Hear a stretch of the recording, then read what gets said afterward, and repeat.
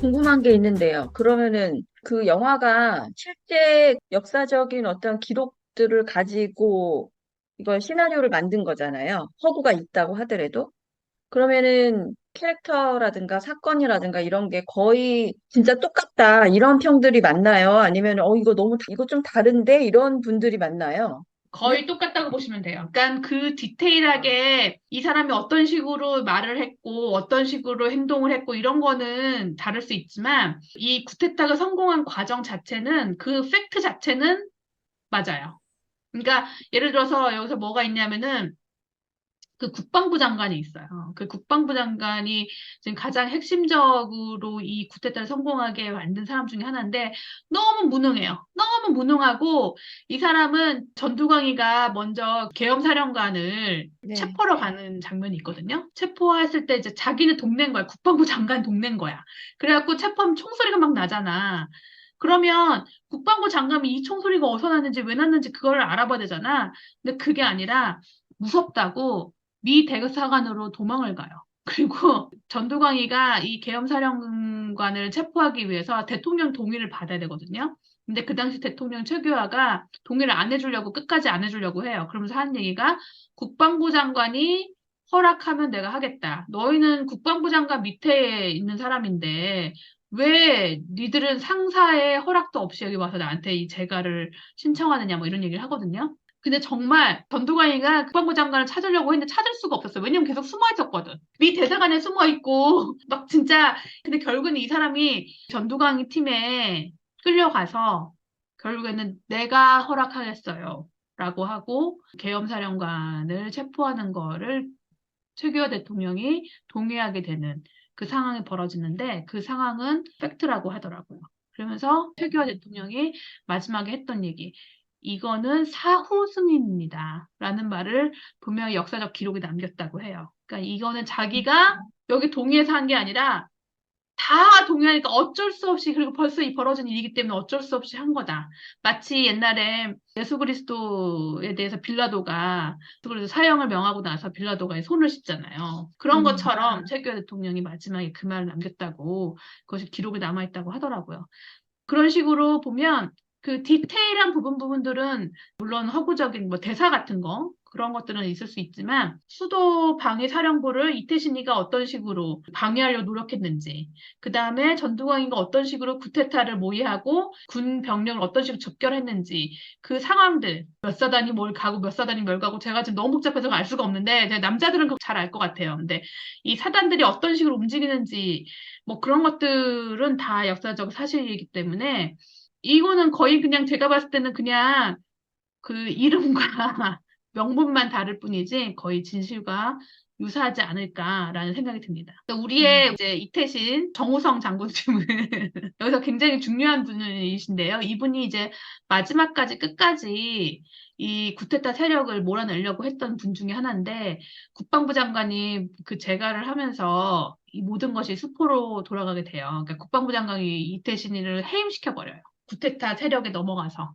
그래서 그 장면까지 정말 와, 뭐 이럴 정도로 정말 그 긴박하게 벌어지는데, 실제 그 당시 수도방위 사령부에 계셨던 그분이 진짜 실제로 그렇게 끝까지 쿠데타를 막으려고 하셨고, 그분이 실제적으로 계속 살아 계셨고, 그리고 이 하나회와 이 12.12 사태의 진실을 밝히기 위해서 굉장히 노력하셨다고 하시더라고요. 두 가지 부류로 나뉘어져요. 그 12.12 사태를 일으킨 사람들, 그다음에 그걸 저지하려고 한 사람들. 근데 진짜 너무 슬프게도 그 12.12 사태를 일으킨 사람들은 다 너무 잘 먹고 잘 살고 건강하게 재밌게 살다가 돌아가셨어요. 근데 이 음, 사태를 저지했던 이 사람들은 다 너무 슬퍼. 그 엔딩이. 그 수도방위 사령부 사령관이셨던 이태신 역할의 실존 인물은 자기 아들이 너무 똑똑한 아들이 있었어요. 근데 아들이 의문사한테 사람들이 그 사람이 그냥 죽은 것 같지 않다. 암살당한 것 같다. 살해당한 것 같다. 이런 얘기가 있어요. 그리고 부인도 자살했나? 그래요. 그리고 딸이 하나 있는데 나중에 실제 사건이니까 전두환이라는 이름으로 할게요. 전두환이 이제 장태환 장군이 이제 이 전두환이가 이제 12.12 끝나고 대통령을 하면서 나중에 장태환한테 요직을 하나 줘요. 요직까지는 아니고 어떤 자리를 하나 줘요. 근데 우리가 생각할 때는 그거 안 가져가겠지라고 생각을 하는데 장태환 장군이 그 자리를 수락을 해요. 왜냐하면 딸이 하나 있어갖고 이 딸을 어떻게든 살려야 되는 거예요. 왜냐하면 지금 전두환이가 모든 권력을 잡고 있어 자기가 어떤 것도 할 수 없는 상황이 돼버린 거예요. 그러니까 자식을 키워야 되니까 결국에는 그 자리를 수락했다고 하더라고요. 그럼에도 불구하고 나중에 김영삼 대통령이 이제 정권을 잡았을 때 이제 그 12.12 사태를 재조명하고 하나를 척결하는 그 역할을 많이 하셨을 때 그때 이 장태환 선생님이 12.12 사태에 대해서 그다음에 하나회에 대해서 증인도 쓰시고 그리고 그때 그 양 대통령 전두환과 노태우가 법정에 선 때 있었잖아요. 그때 증인으로 섰다고 하더라고요. 그러면서 그 남기신 말이 참 씁쓸한데 우리가 한때는 함께 뜻을 같이 하던 동지였는데 우리가 여기서 이렇게 만나게 되는구려라고 말씀 나누셨다고 하더라고요. 그래서 그 과정들이 뭐 결국에는 이제 정말 의를 위해서 일하던 분들이 오히려 불행한 결론을 맞이하게 되고 오히려 정말 욕심을 내고 사회에 해를 가하던 사람들이 우리가 결말에 좋은 걸 보면 이게 권선징악이 아닌 것 같다 세상은 권선징악이 아닌 것 같다는 생각이 들어요. 왜 우리 맨날 한 얘기 있잖아요. 독립군의 자식들은 지금 너무 가난하게 살고 있고 그 매국노들 자식들은 지금 굉장히 떵떵거리면서 잘 살고 있다.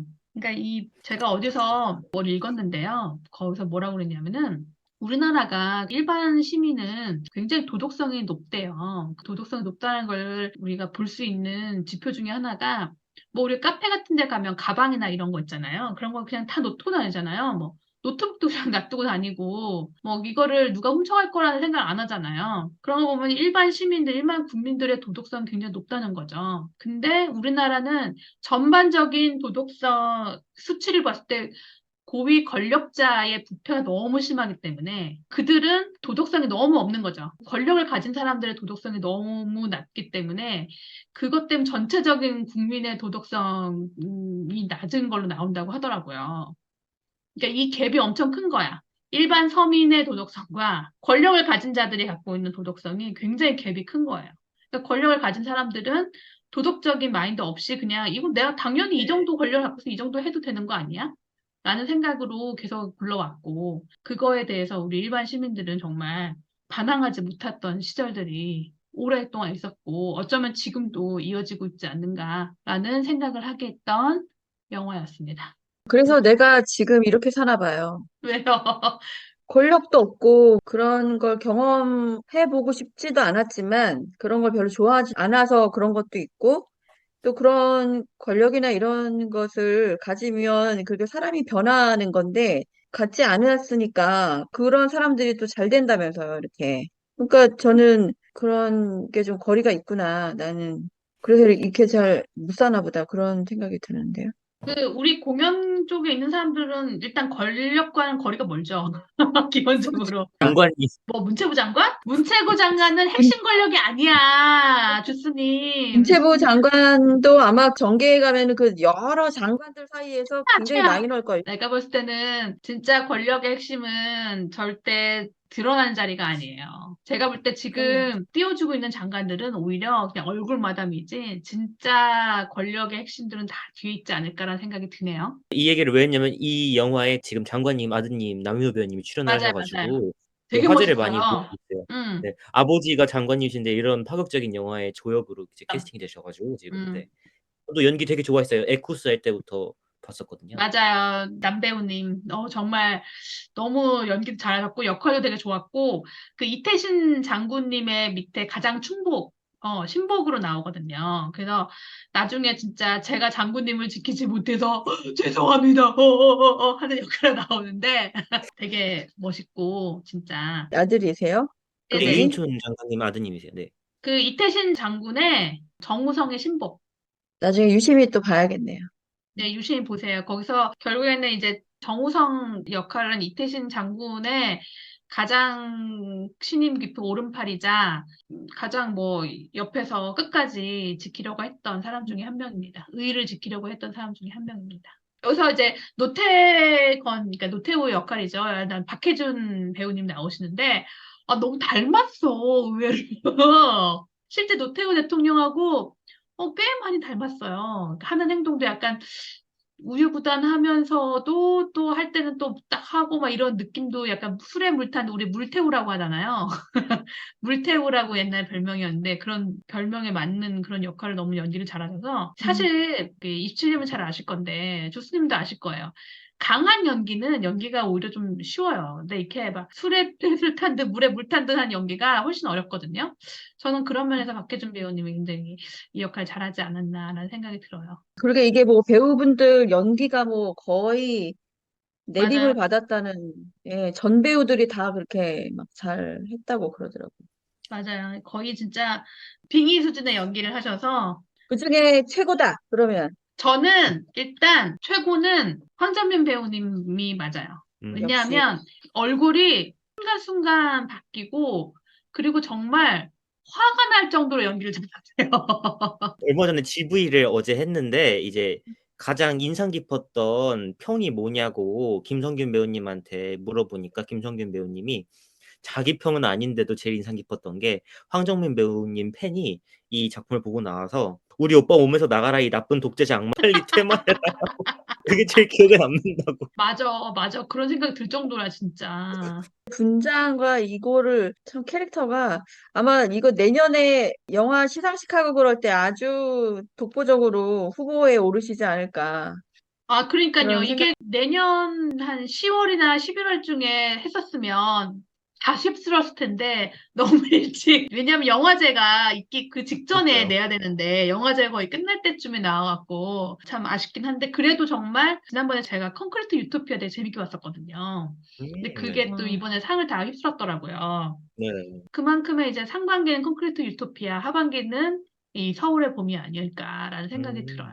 뭐 흥행도 굉장히 잘 된다고 그러더라고요. 네 맞아요. 아니 어, 이게 근데 이게 뼈아픈 한국의 정치적 역사를 가지고 이게 또 이렇게 흥행을 해서 돈을 벌고 이게 참 씁쓸하네요. 이 역사를 기억하라는 의미에서 이런 거 만들었겠죠?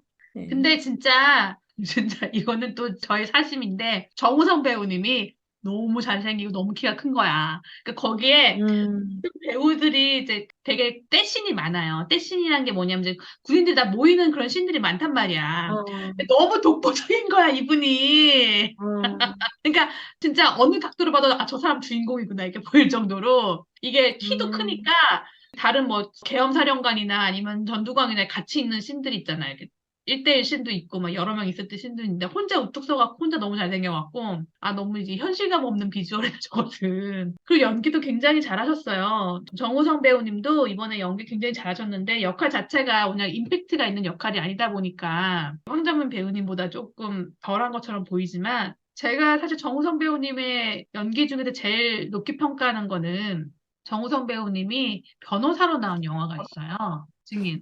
난 그때 그 연기가 너무 좋았거든요. 정말, 정말 자연스럽게 술에 술 탄 듯 물에 물 탄 듯 같은 연기. 그때는 이제 모든 배우들이 다 거의 그런 연기 톤이었잖아요. 그러니까 정우성 배우님 정말 연기 잘한다는 게 딱 보이는데 여기서는 워낙 임팩트 있는 사람이 확확 뜨니까 가려져서 그렇지. 그래도 그 나름의 정말 영웅적인 역할을 잘 소화하셨습니다. 여러분 꼭 시간이 되시면 꼭 보셔서 이런 영화는 천만 만들어줘야 우리가 애국이 사실 별게 아니거든요, 여러분. 이런 영화를 보고 한번 생각하고 그리고 또 그거에 대해서 잊지 않는 거. 그런 것이 사실은 저는 지금 우리가 할 수 있는 애국 중에 하나인 것 같습니다. 다시는 이런 일이 없기를. 맞습니다. 또 우리 영화평도 해야 되지 않겠습니까, 저희가 또? 아, 그럼요. 이거는 5점 만점에 4.9입니다. 우와. 오, 거의 저한테는 완벽한 거네요. 네, 4.9입니다. 0.1은 더 완벽한 작품을 기다리는 마음을 남겨놓겠습니다. 우리의 아픈 역사를 이제 밀도 있게 다룬 서울의 봄 저도 꼭 관람을 하려고 하거든요. 최근 한국 영화 이렇게 잘 되는 것도 없었고 없어요, 그다음에 없어요. 맞아요. 스크린 독점이 아님에도 불구하고 진짜 관객들이 나서서 예매를 해 가지고 자리가 없고 지금 상영관이 점점 늘어나고 어르신분들도 엄청 예매하시고 되게 신기했어요. 현장 예매로 그렇게 막 파워를 보여주고 있는 작품입니다. 그럼 저희는 다음에 다시 새로운 공연 리뷰로 찾아뵙겠습니다. 여러분 안녕. 안녕.